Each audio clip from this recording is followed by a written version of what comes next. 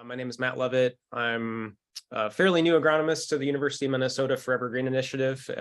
You may have recognized me from the past. I, full disclosure, did work for Albert Lee Seed for about the past 12 years, and it's really glad to be back in a slightly different capacity. So going to be taking a little bit of a left turn from Joachim's talk to kind of the tried and true, which is, winter cereal grains, and kind of move into the more or less trodden path of winter annual oil seeds, which is one of the crops I'm working with at the university on the agronomy side, and kind of give you a snapshot of some of the basics of these crops, to take to harvest, and where the markets are at and why someone would be interested in potentially planting some of these new and emerging crops in Minnesota.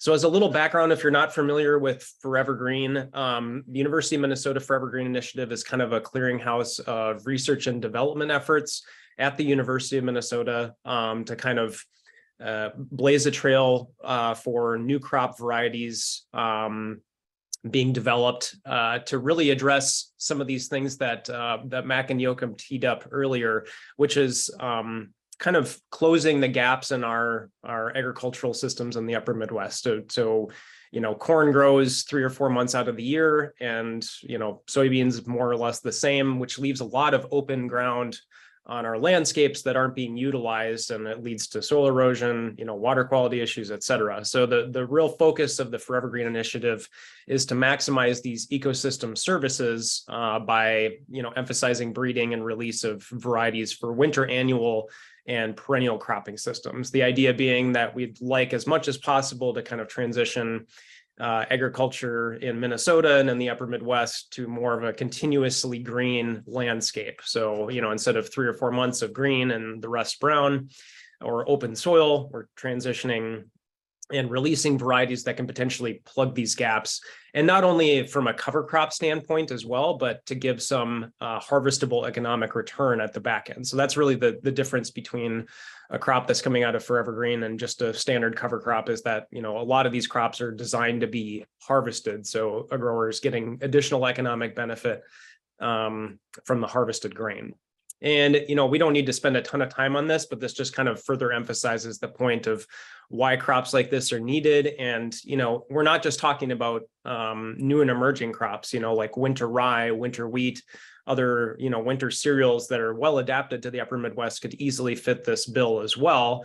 But there are developing markets for some of these new and emerging crops that are worthwhile to talk about. In addition, there's some state support in place to support growers looking to integrate crops like this on the landscape. And the consequences from that previous map that we showed, I think everyone is well aware of that. It's leaky, we're losing soil, nitrates are leaching into the Gulf of Mexico, and it's creating drinking water issues for more or less the entire state of Minnesota too. So that kind of provides a window into what the issues are. And, if you're talking about a side-by-side comparison, these two fields were right across the road from one another.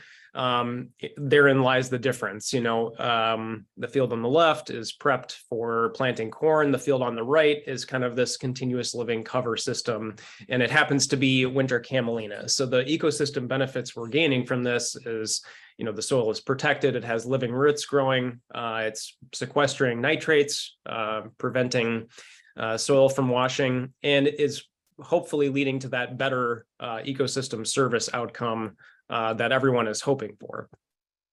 And the Forever Green Initiative writ large has about 15 to 16 crops in it. I'm only going to focus on a couple of these today. So first off is winter Camelina, which is in the brassica family, so similar to canola. But the big difference there is that it's a winter annual. So just like we were talking about winter wheat earlier, you plant it in the fall of the year, it overwinters and then continues to grow in the spring, sends up flowering shoots, and it's ready to harvest. For a crop like Camelina, usually you're talking about harvest in mid to late June for our climate.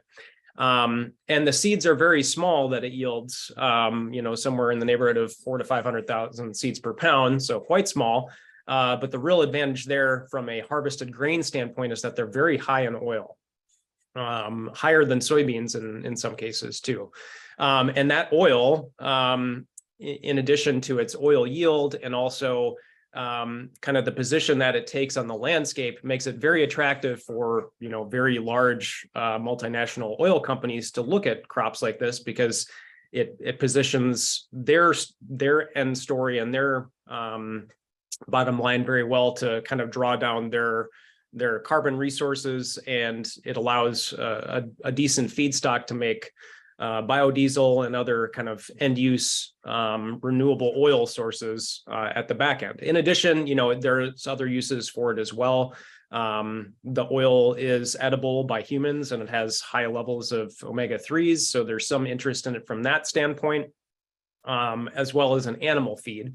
But there's other ancillary benefits as well. Like it's very highly utilized by early spring pollinators. It's often one of the first crops that flowers in early spring. So it's multi-tiered in its benefits.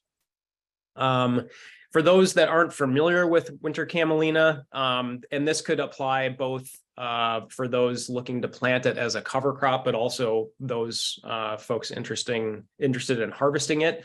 I'll kind of give a little background there. So the variety that probably saw the most development and release on the landscape was a variety, and it wasn't a true variety, but it was kind of a collection called Joel. And there is such a thing as spring camelina as well. And that's been grown in Europe, in Canada. So very important to understand the distinction between winter planted camelina and spring planted camelina, because if you plant spring camelina in the winter and hope it's gonna, or spring camelina in the fall and hope it's gonna overwinter, it's definitely gonna die. And out of all the total collection of camelina varieties, there's very few true winter types. So just be really sure if you're going to be utilizing it as a cover crop, or trying to raise grain for these oilseed uses, to make sure you know what variety you're planting and what material you're looking for. There is a University of Minnesota variety kind of in the pipeline that will be released hopefully within the next few years, but that's kind of TBD at this point. So the seed is very small. Ideally, you'd want to drill it. We've found so far that broadcasting is really not ideal, which is sort of a shame because it's such a small seed. And camelina has garnered a lot of interest, and probably in the short term, it's going to see the most continued interest as a cover crop seed because it's so winter hardy. You can plant it very late and it still overwinters. So from that standpoint alone, it's going to continue to be out on the landscape alongside other tried and true cover crops like winter rye. But, so far we found that it doesn't emerge terribly well being broadcast. And, a lot of the issues with inconsistent stands have to do a lot with the method of seeding. You don't need to seed it at a very high rate. So these seeding rates are primarily aimed at folks looking to harvest it, but you could easily kind of translate these planting rates to using it as a cover crop as well. Drilling it is probably the ideal way to do it. And I'll talk a little bit more about the relay soybean system in a little bit, but in terms of planting date, if you're hoping to harvest it for grain and have it overwinter, it's kind of in that same planting window as more or less as winter wheat. So for most areas of the state, you're wanting to aim for that, September 15th. To get it to properly establish and create a rosette in the fall. So it has, enough horsepower to kind of make it through the winter. If you're just utilizing it as a cover crop, you can probably stretch that planting date out quite a lot into October. But, the idea being if you're going to turn around and plant, corn on that ground the next year, your amount of biomass that you're going to get is going to be directly related to how early you plant that crop in the fall. So, you have to have a window to get it seeded, especially if you want to, potentially harvest it for grain. So after small grains, dry beans, early maturing soybeans, silage corn, it's a great fit. But again, owing to that seeding method, it doesn't emerge terribly well through heavy residue. And I think people have found this kind of anecdotally that, it grows great if, for example, if you broadcast it, over the top of corn and it gets established, but the minute you chop that corn residue and blow it on top of the Camelina, it sort of doesn't keep up, and it more or less smothers it out. So, residue management is important with a small seeded crop like Camelina if you want it to make it through the winter. It really doesn't need a whole lot in terms of fertility. Depending on your crop that you're following it up with, you may not need any at all. We recommend about 50 pounds to the acre of nitrogen applied in the spring. So that kind of gives you a little insurance to make sure that the nitrogen you're applying is actually going to go to the crop, and you're not applying it in the fall where it, might leach out. And it's very competitive once it's established, not so much at the seeding stage, and it can be, outcompeted by other similar winter annual weeds like pennycress, shepherd's purse, stuff like that. But once it gets established in the spring, it's pretty darn competitive. And, from a harvest standpoint, it's usually ready to harvest kind of mid to late June. This year was a lot later just because the spring was cool and wet for a lot longer period. So harvest started probably to the latter part of June into July, but really that harvest date is pretty attractive, meaning that it opens up a window after the crop comes off to, add some additional biodiversity there.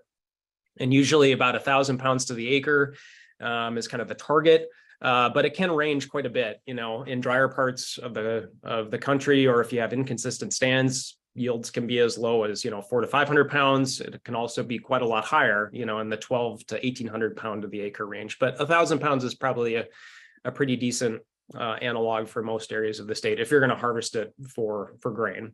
Some other watchouts is it doesn't like really heavy, wet, saturated soils. It's extremely drought tolerant. In fact, its primary zone of adaptation in Europe is kind of the really dry parts of Europe, and it's very well adapted as you move farther west into the Dakotas, Montana, and that's where a lot of the seed production is coming from.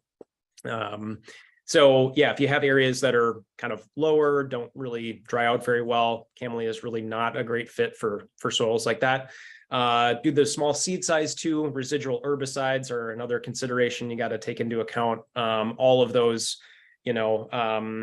long-lived residual herbicides that have activity on brassica weeds are going to affect and ding Camelina too. So that's definitely something to think through on the beginning stages. And it's an extremely small seed. So if you're going to harvest it, duct tape and combine settings are going to be necessary.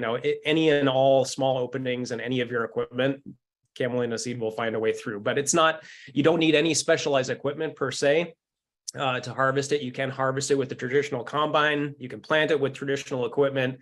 You can store it as you would other grains, but it takes a little adjustment to handle such a small seed.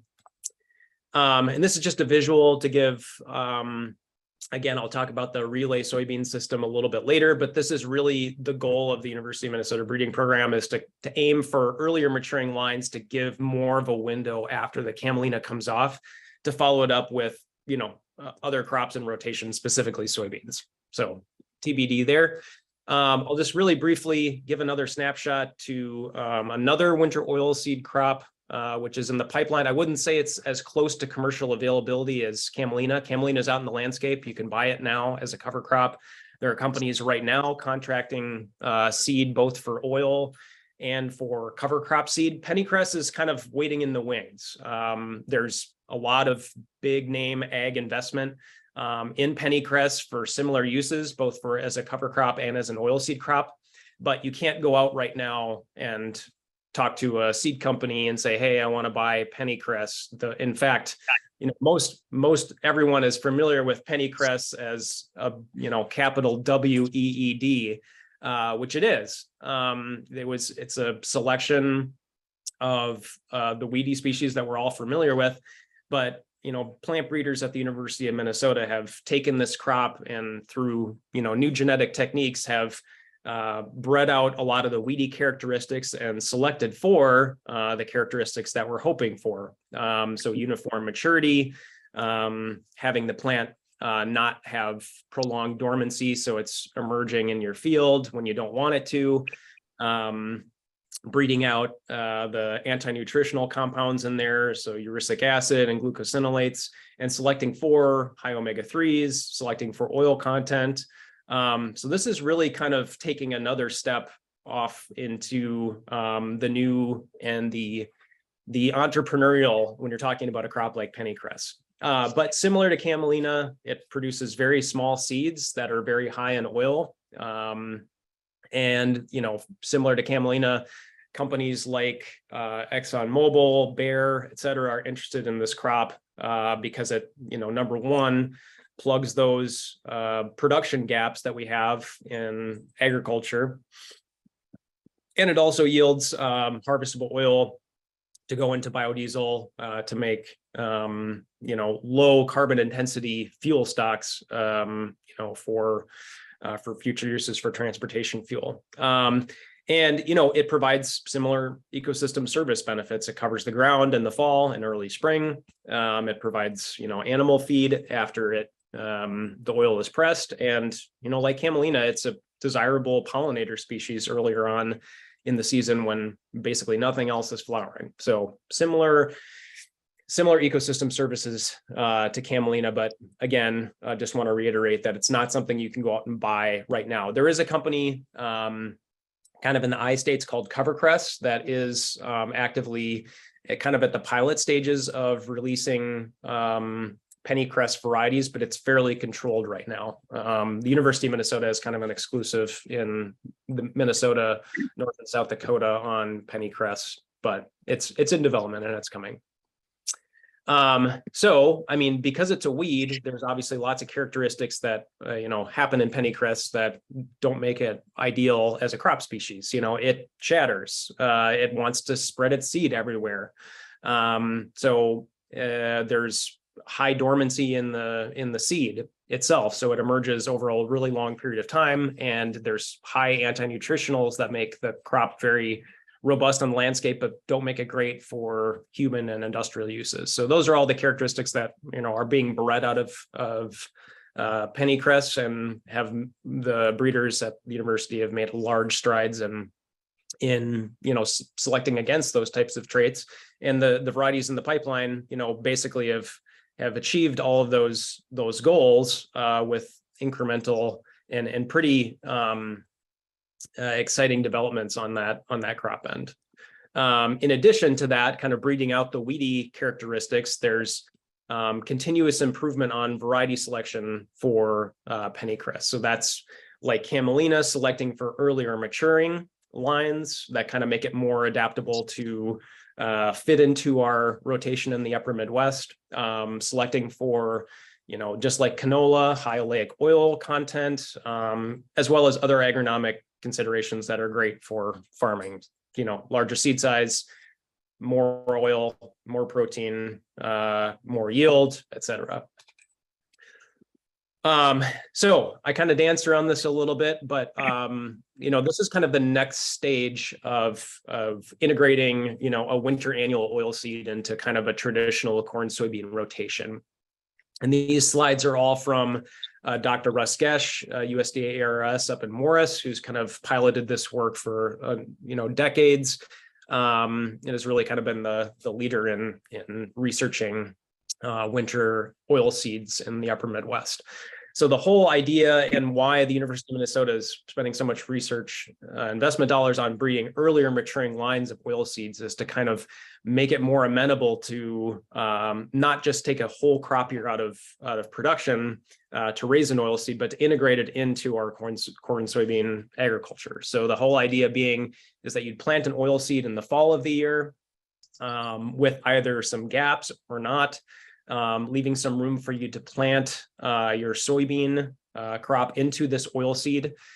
The oil seed comes up, it flowers, around mid-June. You take the combine over the top of the oil seed, harvest it off, and then the soybean comes through, essentially giving you 2 harvests in one growing season. So that's kind of the model and the goal of this continuous living cover system. And by early June, you can see kind of a side-by-side photo here of, a plot with winter camelina planted alone, and then kind of the skip row system where you're having soybeans, or intentional blank row where you're planting soybeans into winter camelina. And obviously this is kind of combined data from Russ here, but the idea being is that when you take the whole yield of the system, so the oilseed plus the soybean, yes, you are definitely getting a yield reduction in the soybean, no doubt about it. And that's primarily influenced by planting date. So the more we can move that maturity date up on the oilseed, the less yield drag we're going to have. But on the long haul, if you consider the yield and the oil content of the entire system, it does provide more benefit based on those two crops versus just a single crop of soybean. But from a realistic standpoint, the biggest goal is going to be to push that maturity date earlier. So that yield drag on the soybean ends up being less as a single crop. So just as a couple of summary statements about why these crops are seeing more investment and development, kind of from a 1,000-foot view. They really do the job of ecosystem services, not only as an oilseed crop but also as a cover crop as well. So they on the landscape, both of these winter seeded oilseeds are fairly equivalent to kind of our gold standard in the upper Midwest, which is winter rye on nitrate leaching. So it's really doing the job of protecting groundwater resources, covering the soil, and really provides a pretty unique development for us in the upper Midwest, where our options are fairly limited because our winters are so damn cold. And these types of crops are seeing quite a lot of investment. Again, I kind of mentioned this a little bit earlier, but this isn't just kind of small potatoes, pie in the sky investment. The big major oil companies are very interested in these crops and are pursuing them actively. Basically because it makes a lot of sense for them. On a diversified scale, I'm sure $125 million is probably like floor sweepings for ExxonMobil, but still it shows that this is a lasting trend, and it makes a lot of sense for them to diversify because they see the writing on the wall. They see that carbon intensity and reducing their overall carbon load is going to make a lot of sense for them as a business, and there's a lot of potential to kind of capture downstream benefits from investment in biodiesel crops that aren't soybeans in the long run. And that's really the whole emphasis of why winter oilseeds make a lot of sense if you're in the world of carbon modeling and kind of charting the benefits of different agriculture practices, which by no means am I involved in that world at all. But the base oil stock for biodiesel and other renewable oil sources right now is soybeans. And the idea being is that, if you're going to take an entire soybean crop out of production for oil uses, say, or animal feed, and transition it to biodiesel, that doesn't necessarily take away the demand for soybeans.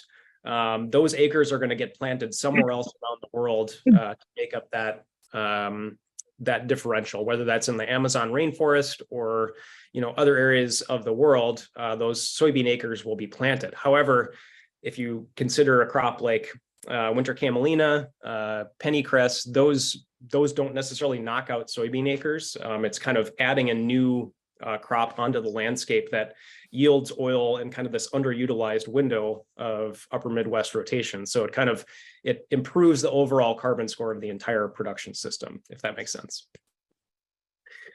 So if you're interested in growing winter camelina, I think the biggest near-term opportunity for this crop is to grow it as a cover crop seed. There's a lot of demand for it. I think it makes a lot of sense to utilize it. It's fairly inexpensive. You can seed it at a pretty low rate.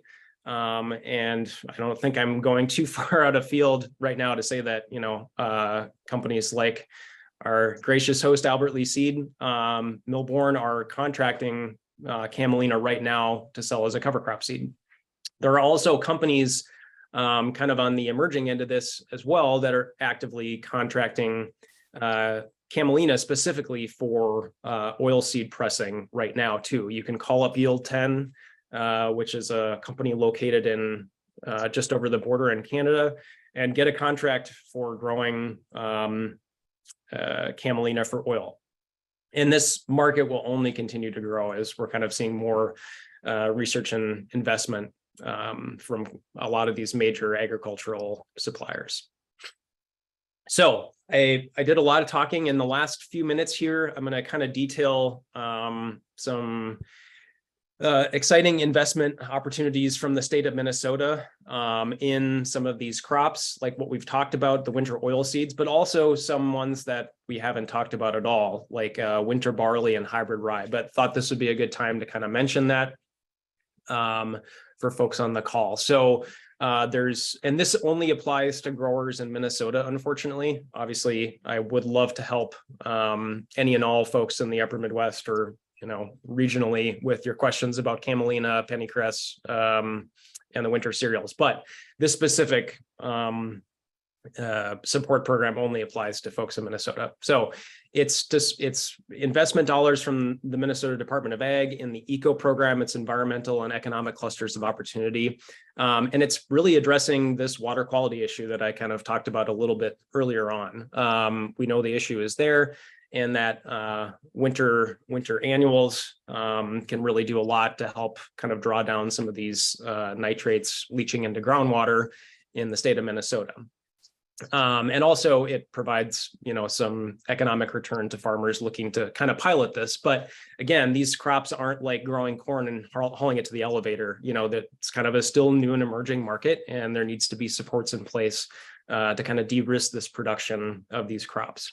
So the map on the left is kind of the wellhead drinking water management supply areas in the state. The map on the right is the eligible counties for folks looking to utilize this program. And it's essentially the entire state of Minnesota. So we're piloting and supporting early on-farm adoption of 4 different crops. So Kernza, which we're not going to talk about at all here. You've probably heard about that a little bit. But winter Camelina, hybrid rye, winter barley are all covered under this program. And producers can sign up 100 acres per farm, per crop. So that's the amount of money that's there. And you can cap out at about 250 acres per operation. And, the benefits in addition to the financial supports includes technical assistance. So that's where I'm coming from here. So there's 2 types of payments for folks signing up for this program. There's the ecosystem service payment, which ranges depending on what your farm rotation type is from $20 to $40 an acre, which is modeled on nitrogen leaching models that have been put together for the state of Minnesota. And you get a little premium if you're in a drinking water supply area or wellhead protection area. So in addition to that, there's economic risk mitigation payment as well in the case of there's a crop failure, the crop winter kills, or you're not able to find a viable market for it. So essentially a crop insurance without the premium, and that amounts to half the cost of production. So $70 for Camelina, $115 for winter barley, and $255 an acre for hybrid rye. And our goal is to get 5,000 acres covered in a couple years, and certainly happy to answer any questions about that program, but you can sign up. I'll drop that link in the chat here after we're done, but really appreciate everyone being here. And I think I've kind of tapped out my time, but I'm going to stick around here and can answer questions if they come up a little bit later. All right, thank you, Matt. Just squeeze some quick questions in here for you. How does Camelina perform as a protein source for lactary dairy rations? Yeah, great question. I would have to kind of look into that specific question and get back in touch. Happy to follow up in the chat here with my email to look into that. I know it's kind of more highly desirable as kind of a chicken feed, based on the kind of glucosinolate content. And it has to be blended off at a specific percent too. You can't just feed like 100% Camelina meal to animals. So that's something I have to follow up with, and would assume it would apply to ruminants as well. All right. And then any other kind of mentioned planting date for Minnesota mainly. Any advice for people in other states on optimal planting time, like around when winter wheat's planted, or what would you recommend? Yeah, that's a good analog, I would say. Yeah, following if you're harvesting it for grain anywhere, or that's your target, I think winter wheat is a fair comparison. But again, if you're using it as a cover crop, I think then your options are a little bit more open, depending on how much benefit you want to see at the back end with planting date, because that'll decline, as you go into November, say. All right, and then one last one here, quick, squeeze it in here. How you feel Pennycress will do in states like Iowa or Illinois, like outside of Minnesota? Yeah, very good. I mean, like I said, Bayer had just kind of done an investment deal with a company called Covercress, which is located down in the I-states. So yeah, those crops are definitely suitable to grow as you go farther south, both as a cover crop and as an oil seed. But I mean, agronomically speaking, you sort of need to place it on the right field as well. So, if you have really ground that doesn't drain very well, it's going to have the same sort of general watchouts there. But in general, yes, it can go farther south and be very successful.